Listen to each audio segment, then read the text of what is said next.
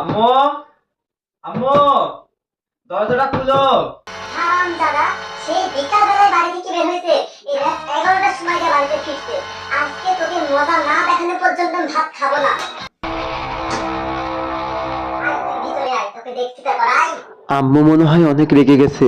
আম্মুর মনের মতো একটা কিছু বলে রাগটা ভাঙাতে হবে। আম্মু, কি হয়েছে জানো? তোর কোনো কথা আমি শুনবো না। আরে আম্মু, তুমি আগে বসো, বসে ঘটনাটা শুনো না। কি কি ঘটনা? মাথা কাটা হয়েছে নাকি? এই তো আম্মু লাইনে আসতে শুরু করে দিয়েছে। যে আম্মু, আমাদের বাড়ির পাশে বড় কাঁঠাল গাছ নাই আম্মুদের? কি হয়েছে? কাঁঠাল গাছে কি হয়েছে? আরে ওই কাঁঠাল গাছে চোর আসছিল, দিয়ে ওই যে আমার বড় ভাই আছে না বাসের, উনি ধরছিল, ধরার পরে ওনাকে হাসিয়ে নিয়ে। কি মার্ডার করে ফেলছে নাকি? আরে মার্ডার করতে যাবে কেন, গাছ থেকে নেমে ভাইয়ের কাছে হাসি নিয়ে তেড়ে আসছিল, আর ভাই তো ওইদিকে পালাইছে। যাক, তাও একটা ভালো কাজ করেছিস, এই কথাটা শুনে একটু শান্তি হলো আমার।